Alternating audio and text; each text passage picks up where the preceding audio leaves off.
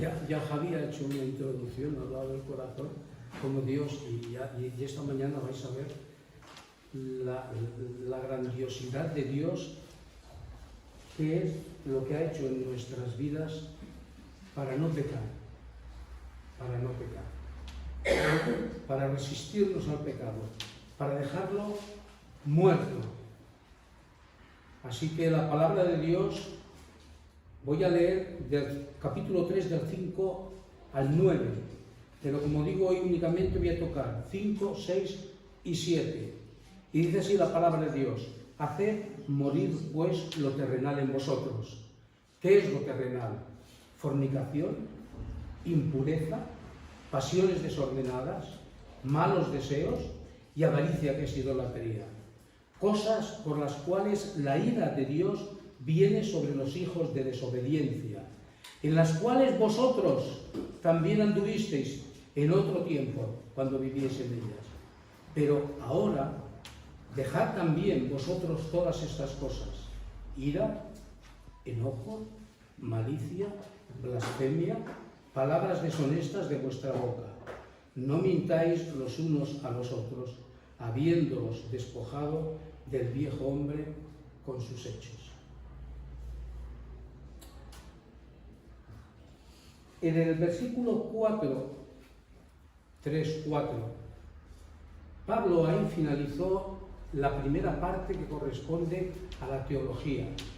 Y a partir del 5, era una costumbre que tenía Pablo, dividía las epístolas en dos. Primero explicaba la teología y a continuación hablaba de la ética, de cómo debemos comportarnos en este mundo. Y a partir del 5 ahí empieza Pablo.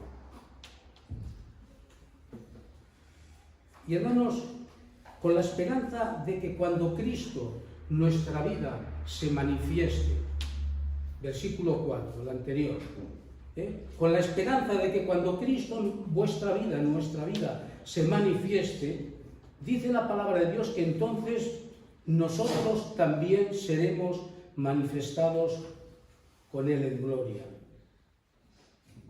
Sobre esta esperanza, sobre esta realidad, sobre esta promesa que es real, el apóstol Pablo exhorta, ahora empieza a exhortar a los creyentes de Colosas a que no se dejen gobernar por el pecado. ¿Por qué?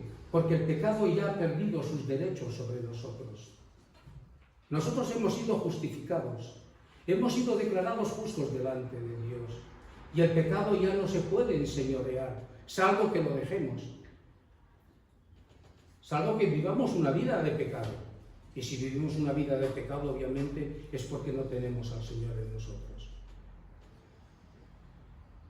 Pero como digo, el pecado ya ha perdido sus derechos. Por lo tanto,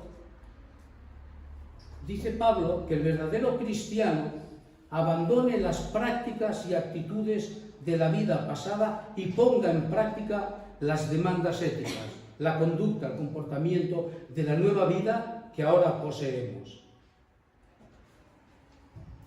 Y Pablo, como hemos leído, ofrece dos listas de pecados. La primera está en el versículo 5 y la segunda está exactamente en los versículos 8 y en la parte primera, o la A, del versículo 9. Entonces vamos a empezar a exponer el versículo 5, y dice así: haced morir pues lo terrenal en vosotros. Haced morir viene de una palabra griega, necró, y su significado literal es matar o llevar a la muerte. Lo que hace Pablo es un llamado a eliminar todo lo que en la vida del creyente sea contrario a la santidad. Somos llamados a ser santos como Dios es santo. Y la batalla del cristiano contra el pecado, hermanos, esto es una realidad. Y es una realidad, esto es diario. Es diario. No se trata de una batalla, ¿verdad?, limitada a unas horas determinadas, que se pueden pedir treguas, como sucede en la actualidad. Se suelen pedir treguas, de momento vamos a estar 2 meses, tranquilos, quietos, vamos, en fin, a hablar y a ver si nos ponemos de acuerdo. No. Nosotros tenemos una batalla, una guerra, una lucha diaria contra el pecado, contra el mundo, contra Satanás y contra nuestra propia naturaleza. Hasta el propio apóstol Pablo tenía también, cómo no, esas luchas, Romanos 7, 14 y 25. Ahora, fijaos, la primera lista, ¿qué hace? Enumera pecados, o como algunos comentaristas dicen, vicios, que describen al pecador como es él en sí mismo, mientras que la segunda lo presenta en su relación con su prójimo. Ahora, Pablo dice que debemos hacer ¿qué? Morir lo terrenal. Hacer morir lo terrenal. Hacer morir lo terrenal es hacer morir el pecado. Y esto no es una opción, hermanos. Hacer morir el pecado no es opcional. Hacer está en modo imperativo, es una orden. Y tenemos que estar constantemente, pues, obedeciendo lo que nos dice, haciendo morir esto en vosotros. Esto es el pecado. Ahora, ¿cómo podemos hacer morir el pecado? ¿Cómo podemos hacer morir el pecado? Si pretendemos hacer morir el pecado utilizando solamente nuestras propias fuerzas, esto nos va a llevar al fracaso. Vamos a fracasar. ¿Por qué? Porque el pecado tiene poder y nosotros no podemos, con nuestras propias fuerzas, hacer morir el pecado. ¿Qué necesitamos? Necesitamos lo que Dios ha puesto a nuestro servicio. Dios nos ha dotado del Espíritu Santo y de su palabra. Así que el pecado aún tiene fuerza y lograr vencerlo requiere el poder del Espíritu Santo, el cual está siempre a nuestra disposición. Siempre. Siempre. Solo el Espíritu Santo, hermanos, es suficiente para esta obra.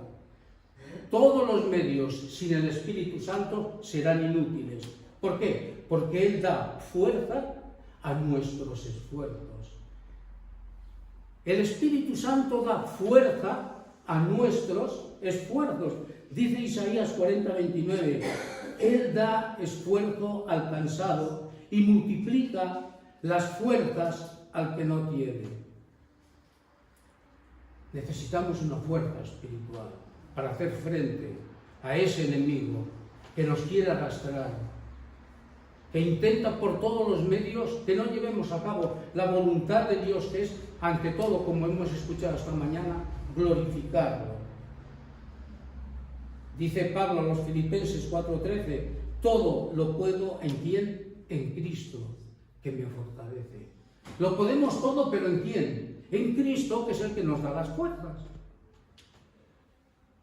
Puesto que hemos muerto y resucitado con Cristo, puesto que Dios ha hecho una gran obra, una obra tan increíble para salvarnos, puesto que tenemos los recursos de su gracia, insisto, palabra de Dios y el Espíritu Santo, ahora nos corresponde a nosotros matar, destruir las pasiones que nos invaden. Es decir, nosotros también tenemos que trabajar, tenemos que colaborar, pero no con nuestras fuerzas, sino que nos van a fortalecer. Le dijo el Señor a... Ay, mi mente. Dice María Jesús, últimamente te veo mal.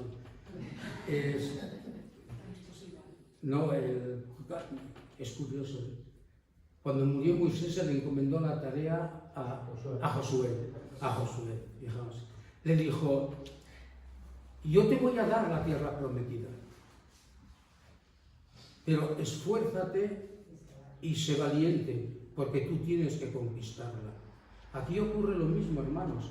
Dios nos ofrece los medios que necesitamos para salir victoriosos, pero nosotros tenemos que poner también nuestro esfuerzo. Y nuestro esfuerzo con el Espíritu Santo, obviamente nadie va a poder hacer absolutamente nada. vamos a obtener la victoria, sí sobre sí. Dice Pablo en Romanos capítulo 6, versos del 11 al 13, así también vosotros,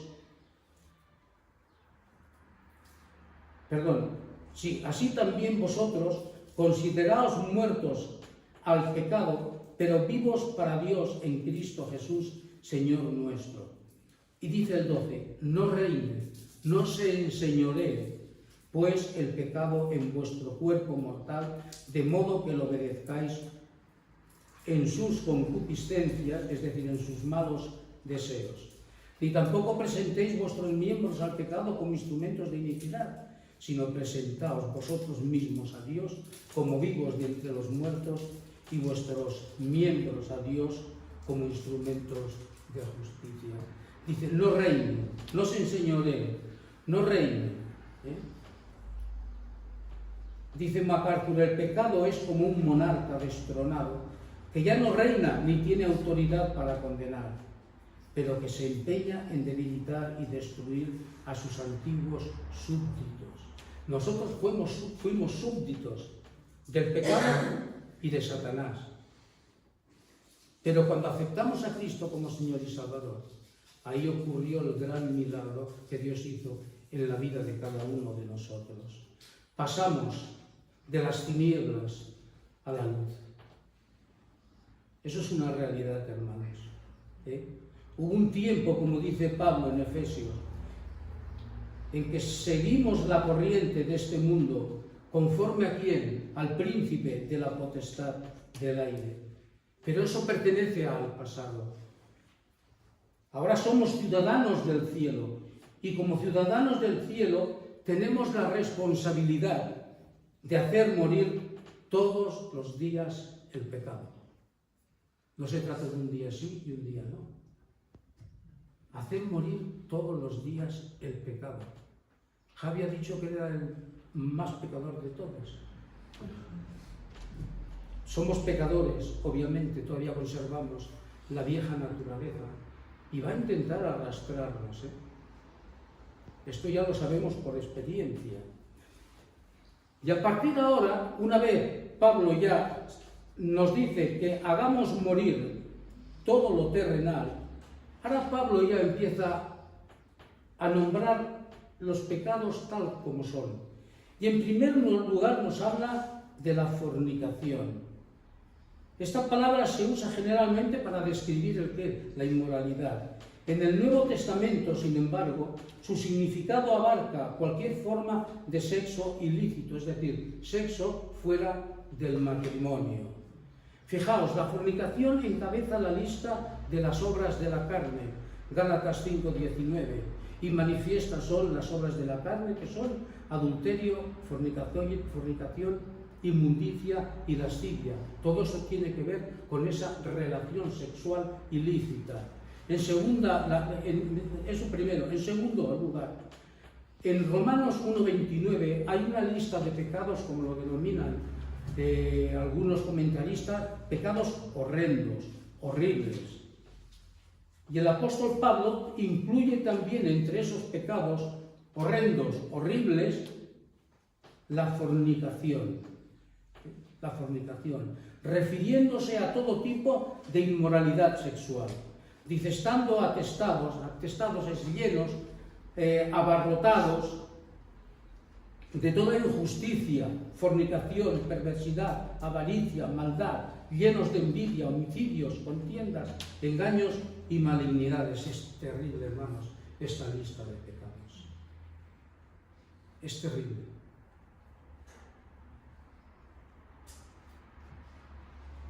En tercer lugar, el Concilio de Jerusalén ordenó a los creyentes gentiles que se abstuvieran de fornicación, entre otras cosas.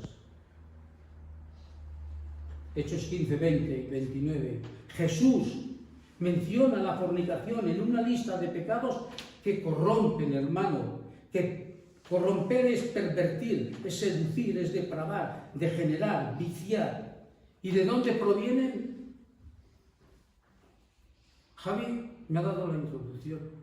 ¿De dónde provienen, hermanos, estos pecados o la fornicación? del corazón. No intentes investigar, entrar en Google y ver si tu corazón realmente es el que motiva, vamos a decir, pues que se den a cabo estos pecados. El corazón, hermanos, es el centro de la personalidad de cada uno de nosotros. En el corazón está la mente, están las emociones y está la voluntad. Mente, voluntad y emociones. Y si queremos purificar nuestras acciones, entonces, hermanos, debemos primero limpiar nuestra mente y nuestro corazón. No pretendamos que sin limpiar nuestra mente y nuestro corazón, nuestras acciones sean recibidas por Dios, aprobadas por Dios. El rey David, después de su caída en el pecado sexual con Betsabé, clamó al Señor. ¿Y sabéis qué fue lo que le pidió al Señor cuando estaba arrepentido? Salmo 51:10. Un corazón nuevo. Corazón nuevo. Creo que es en Zacarías 36:11. Corazón limpio. Fijaos que no le pidió un cuerpo limpio. Lo que David pidió al Señor fue: crea en mí, oh Dios, un corazón limpio. Si no hay un corazón limpio, hermanos, nunca habrá un corazón limpio. Así que, en primer lugar, corazón limpio. Ahí ese lugar espiritual donde los cirujanos no pueden ver, imposible. Pero Dios sí sabe dónde está, y nosotros también. No lo podemos ver, pero está en nuestro interior. Un corazón limpio. El Señor Jesucristo enseñó en varias ocasiones que el pecado brota del corazón corrompido del hombre. Oísteis, dice en Mateo 25, 27, 28, dice el Señor: oísteis que fue dicho, no cometerás adulterio, acto externo, el acto externo, pero yo os digo que cualquiera que mira a una mujer para codiciarla, motivación interna, ya adulteró con ella en su corazón. ¿Qué hizo David? David vio, se detuvo, contemplando a Betsabé, que dice la palabra de Dios que era una mujer hermosa. Vio, fijó su vista, la miró, se detuvo y la codició.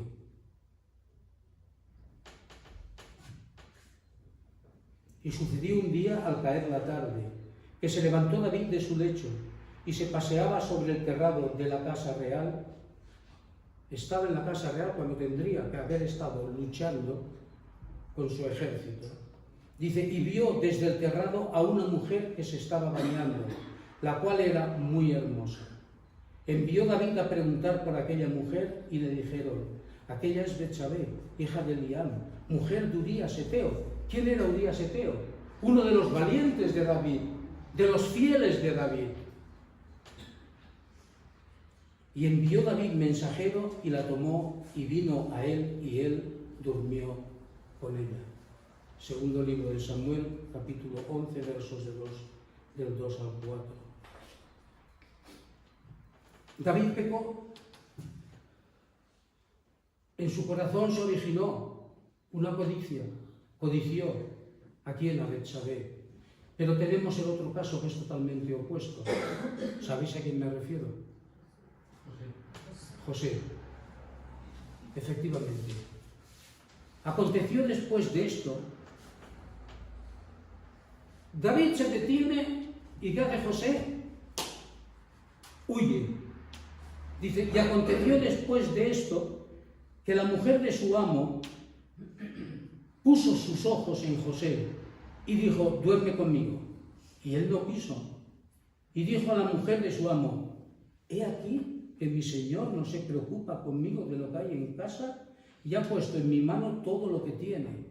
No hay otro mayor que yo en esta casa y ninguna cosa me ha reservado sino a ti, le dice a la mujer de Potifar, por cuanto tú eres su mujer. Y notad ahora lo que dice. ¿Cómo pues haría yo este grande mal? ¿A quién? ¿A su marido? Pero, ¿y pecaría contra Dios? ¿Cómo pues haría yo este grande mal y pecaría contra Dios? David dice en el Salmo 51:4, contra ti solo he pecado y he hecho lo malo delante de tus ojos. Cuando pecamos, hermanos, en primer lugar pecamos contra Dios. Contra Dios. Repito, el pecado brota del corazón corrompido del hombre. En Mateo 15:19 dice, porque del corazón salen los malos pensamientos, los homicidios, los adulterios, las fornicaciones, los hurtos, los falsos testimonios, las blasfemias. El comportamiento externo, hermanos, se origina en el corazón. Y nuestro mayor problema no es externo, sino interno.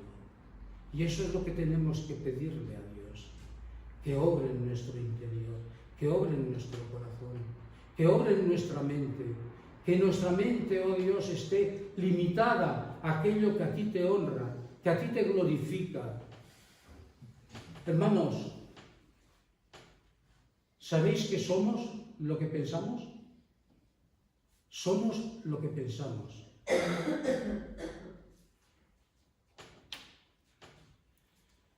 No somos lo que pensamos que somos, sino lo que pensamos, eso somos. Porque eso es lo que dice la palabra de Dios. Proverbio 23:7, porque cuál es su pensamiento en su corazón, tal es él. Lo dice la palabra, no lo digo yo. Me limito a leer Proverbios 23:27.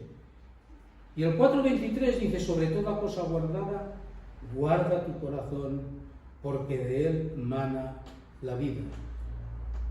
Y otra traducción, más con un lenguaje más actual, vamos a decir, yo creo que es una paráfrasis, dice, ante todo, cuida tus pensamientos, porque ellos controlan tu vida.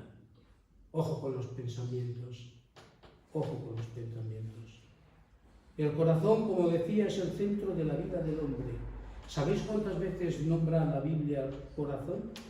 Casi 1000 veces. El corazón, este corazón, el corazón en el que están la mente, las emociones y la voluntad.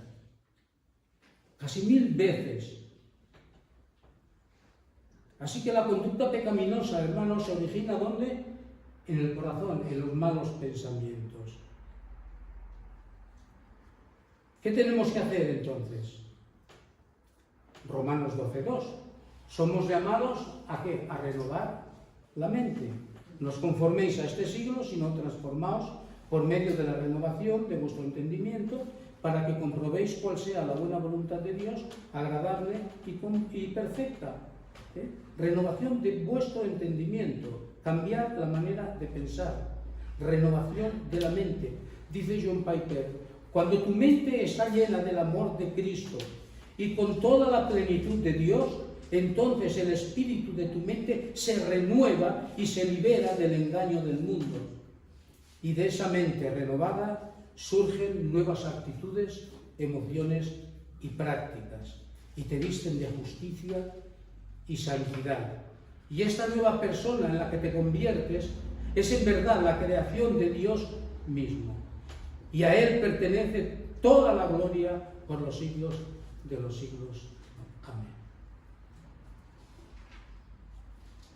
Cuidado con nuestra mente, hermanos.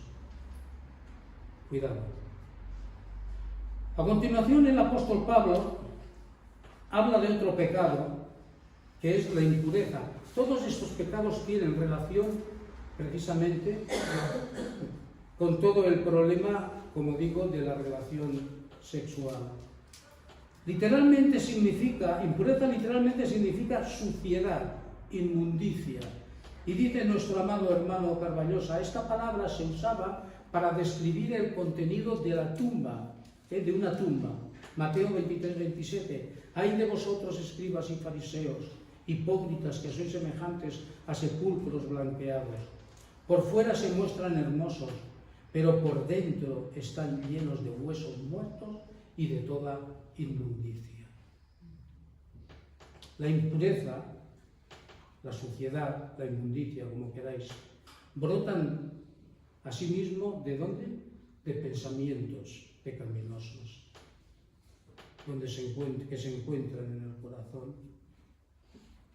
Este mismo hermano, John Piper, dice, no. Dígale no a todo pensamiento lujurioso. Dice, y hágalo dentro de 5 segundos. Y lo digo con la autoridad de Jesucristo. En el nombre de Jesús, no. Usted dice, no tiene mucho más que 5 segundos. Si le da más tiempo, sin una buena oposición, se alojará en su interior con tanta fuerza que será casi imposible de mover. Dígalo en voz alta si se atreve. Sea fuerte y aguerrido. Como dice John Owen, mata el pecado o el pecado te matará a ti. Ataque con rapidez y fuerza. Resistid al diablo y que al diablo huirá de vosotros. El rey David se detuvo contemplando. Este hermano nos aconseja, y bueno, el hermano es la palabra de Dios, pero él dice, no le deis más de 5 segundos a la tentación, porque si no caeréis. ¿A qué somos llamados, hermanos, nosotros? Nosotros somos llamados a andar en el Espíritu. ¿Para qué? Para no satisfacer los deseos de la carne. Dice 1 Tesalonicenses 4:7, pues no nos ha llamado Dios a inmundicia, a impureza, a suciedad, sino a santificación. A santificación. Ser lleno del Espíritu, andar en el Espíritu. Y la abundancia y la palabra de Dios, de Cristo, la Biblia, que mora en abundancia en nosotros, es lo mismo. Andar en el Espíritu, ser lleno, que la palabra de Cristo mora en abundancia en nosotros, es lo mismo, hermanos. Ahora, ¿cómo podemos saber que estamos andando en el Espíritu? ¿Cómo podemos saberlo? Evidencias. Podemos saber que estamos andando en el Espíritu si nuestras vidas manifiestan el fruto del Espíritu Santo. Amor, gozo, paz, paciencia, benignidad, bondad, fe, mansedumbre y templanza. Ese es el fruto, no él. No podemos quitar uno y decir, no, yo estoy andando en el Espíritu o estoy lleno del Espíritu. Si se dan estas 9 características, por supuesto que sí. Entonces, si esto es una evidencia en nuestra vida, entonces podremos estar seguros y decir que la paz de Dios, que sobrepasa todo entendimiento, guardará nuestros corazones y nuestros pensamientos en Cristo Jesús. ¿Podemos decirlo, hermanos? ¿Está guardando Dios nuestros corazones? ¿Sentimos su paz? Los malos pensamientos producen conductas pecaminosas, pero los pensamientos y deseos puros nos van a llevar a vivir vidas rectas, conductas virtuosas. Y pensemos en aquello que realmente nos dice la palabra de Dios, en lo que debemos pensar. Por lo demás, hermanos, todo lo que es verdadero, todo lo honesto, todo lo justo, todo lo puro, todo lo amable, todo lo que es de buen nombre, si hay virtud alguna, si hay algo digno de alabanza, en esto pensar. ¿Este es el antídoto? Sí, parte del antídoto es este. Hermanos, tenemos que pensar en la palabra de Dios. ¿Para qué? Para no pecar. En mi corazón he guardado tus dichos para no pecar contra ti. Salmo 119, 11. Y como decía, Colosenses 3:16, unos versículos más adelante, nos dice que la palabra de Cristo more en abundancia en nosotros. La palabra de Cristo more en abundancia en nosotros.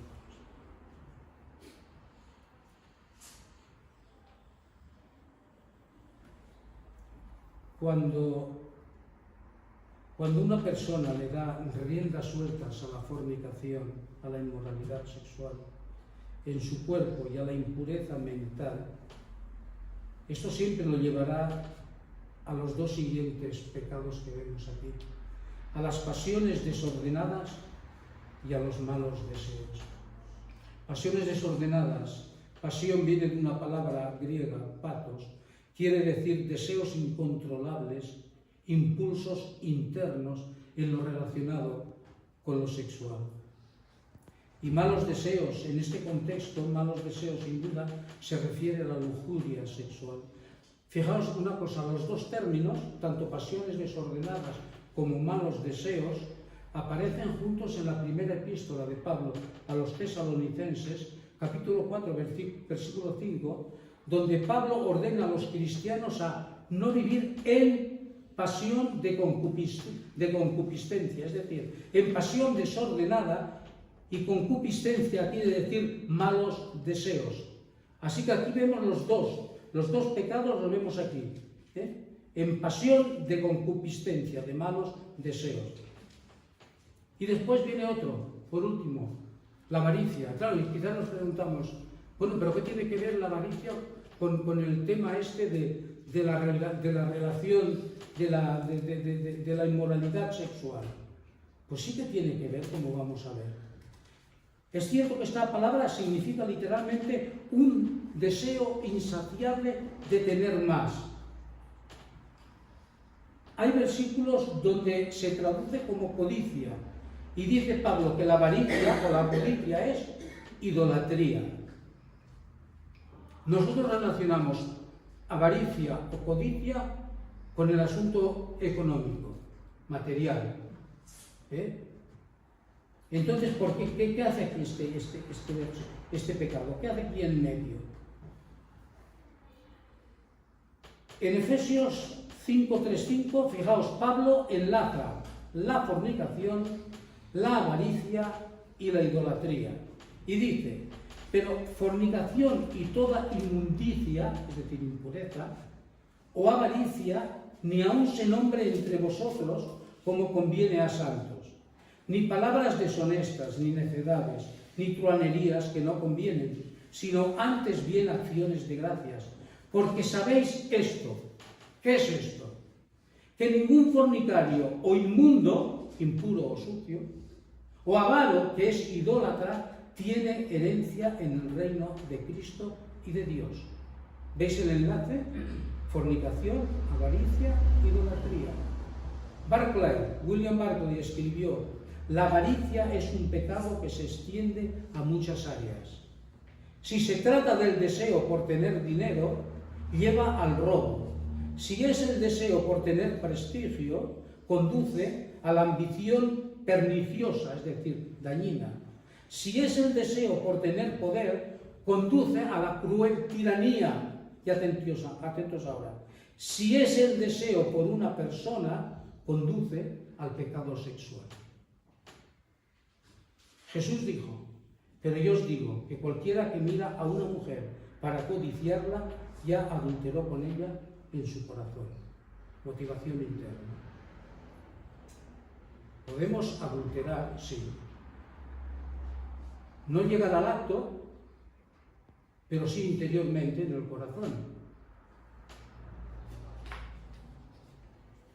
¿Dónde se menciona la codicia?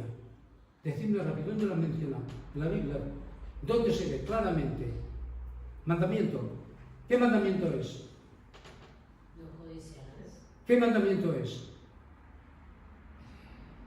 Venga, a los ancianos no les pregunto.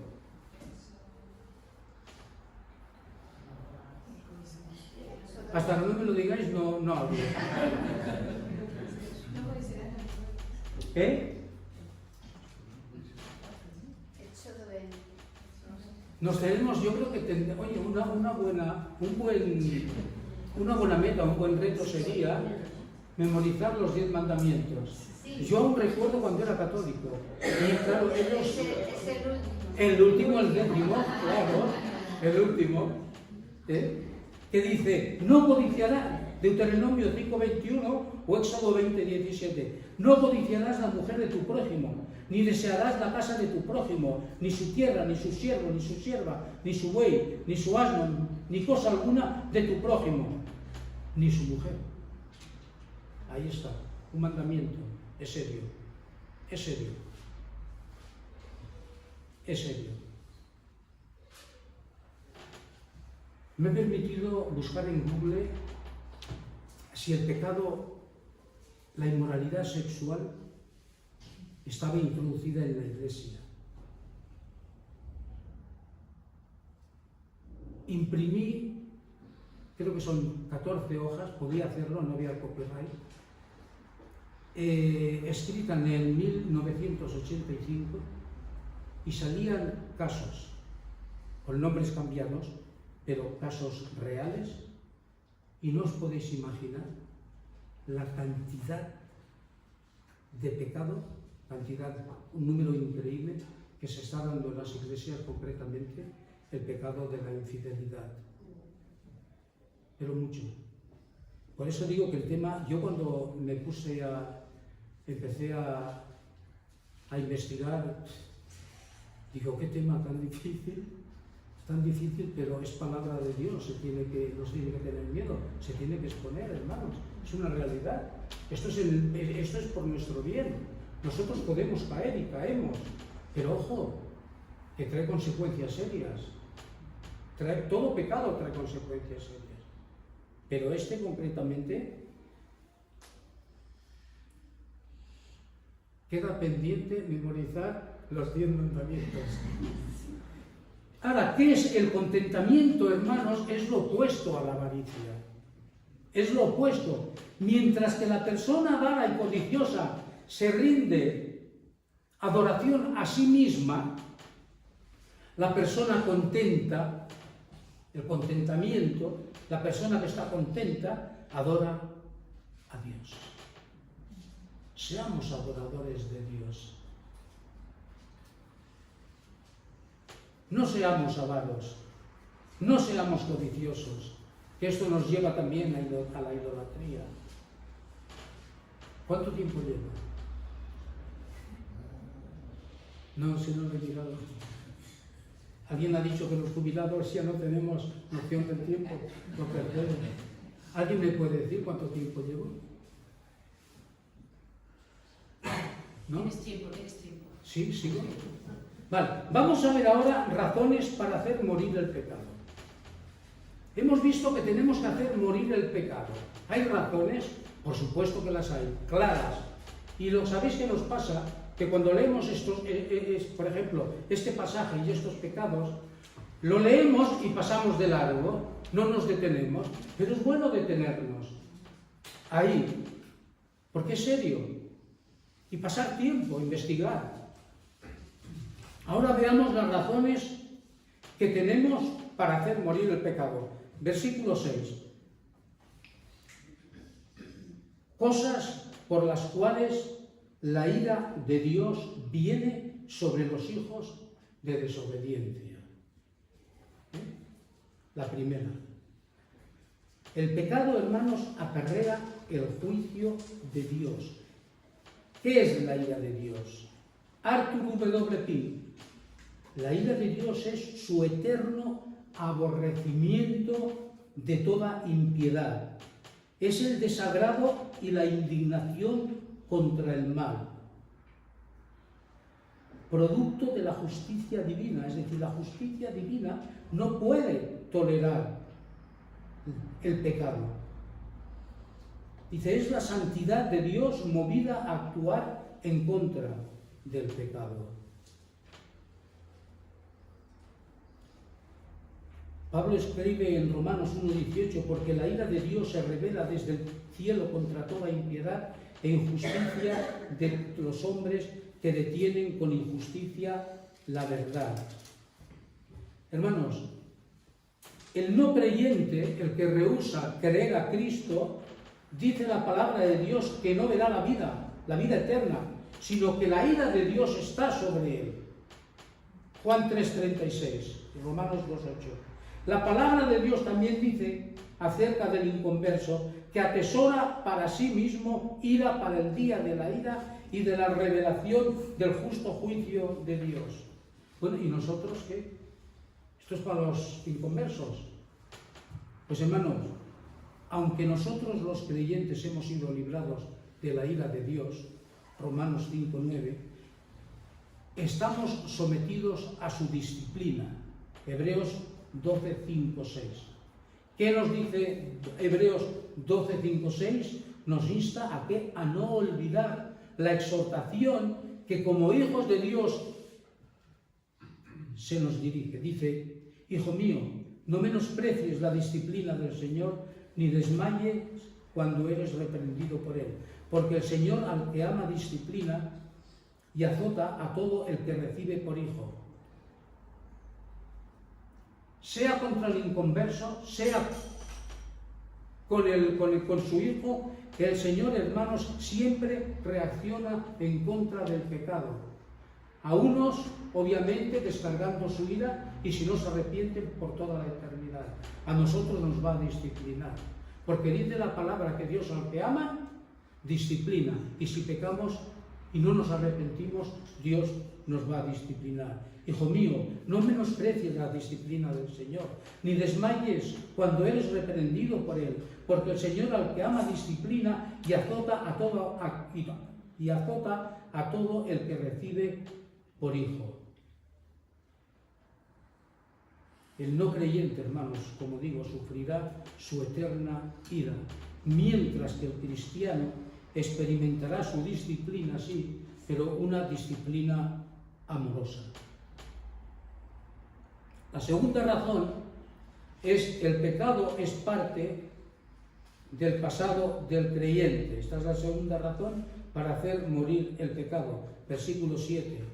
En las cuales cosas vosotros también anduvisteis en otro tiempo cuando vivíais en ella. Esto es lo que le recuerda Pablo a los colosenses. Dice, y que vosotros también anduvisteis en otro tiempo en estas condiciones, cuando incluso no solamente anduvisteis, sino también vivíais en ellas. Y esta es la segunda razón, es que los pecados pertenecen a la... Segunda, es que dichos pecados, exacto, pertenecen a la vieja vida en la cual nosotros también anduvimos cuando vivíamos en ellas. Dice, el verbo anduvisteis expresa el hecho de la vida pasada por los colosenses, mientras que el verbo vivíais indica que ese era el hábito, la manera de vivir antes de conocer a Cristo. Concluyo. ¿Qué pues diremos? ¿Perseveraremos en el pecado para que la gracia abunde? En ninguna manera. Porque los que hemos muerto al pecado, ¿cómo viviremos aún en él? Que el Señor nos ayude. No perdamos de vista nunca, hermanos, que somos ciudadanos del cielo. Y nuestro comportamiento en este mundo, recordad que ha de ser un comportamiento de acuerdo a nuestra ciudadanía. Si representamos a Cristo, si aquí realmente predicamos el Evangelio y hacemos un llamamiento a que se reconcilien con Dios, cosa que tuvimos que hacer nosotros, esto nos va a llevar evidentemente a vivir esa clase de vida que Dios demanda y una vida que lo glorifique. Pues lo dicho, que el Señor nos bendiga, nos ayude y consideremos esta, de momento hemos visto una lista de pecados, la próxima vez veremos la siguiente. Hasta aquí la primera. Padre, te damos muchísimas gracias por este tiempo, por tu palabra. Señor, aunque a veces hay cosas que nos cuesta entender, pero gracias, Señor, que tú nos has concedido tu Santo Espíritu, quien nos ilumina y nos enseña grandes cosas que antes de aceptar a tu Hijo amado por fe no conocíamos. Que tu nombre, Señor, sea exaltado y glorificado. Gracias te damos, Padre, en el nombre de Cristo Jesús.